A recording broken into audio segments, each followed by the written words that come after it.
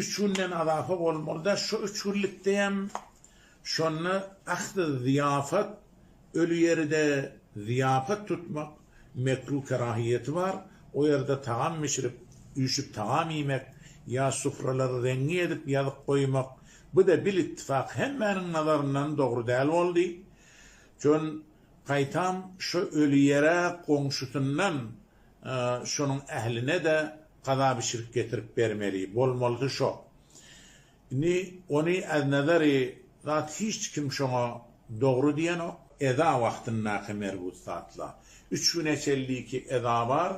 Şonna aslan ittihadi ziyafet doğru değil. Sadaka dileni bir fakire fukara sadaka vermek o fark ediyor bir ziyafet bilen. Sadakanın hiç ölenden sonra bir fakire fukara ya tağama masmarı olanla bir yerde ayratin mahsus fakir fukara için tağam atıp onlara verilse onun müşkülü yok değildi. Ondan bir meseleni şu hili tesvip edildi. Dağdan sadakat.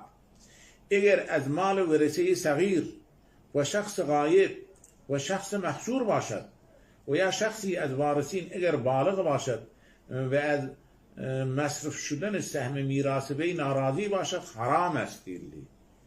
Okuyla olsa bazı kitaplar getirenle mesela şayet bazı yerlerde şuna medyem oldular.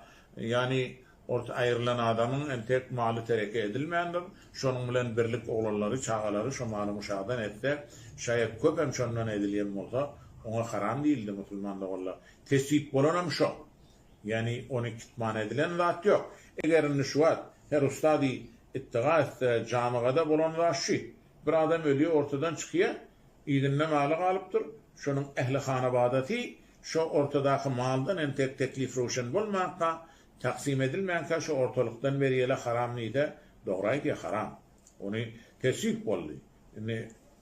Hop inni geleli bir sivvum heftum ya çilim dilen gurrum.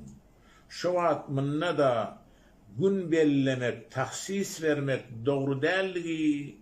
Hemme mağala yazıp gelen adamların hemmetinin tahkikatının garip bir ittifak netice şodu. Onunla hiç gurrum yoktu. Yani taksis diyen 3'ü, 7'ti, ayı, 40'ı diyen zat hiçbir kitapta menbe-i şer'iyeti yok. Belki bidgatun mustakbaha deyip getiriptir. Yani bir zişterin, betterin bidgattır deyiptir.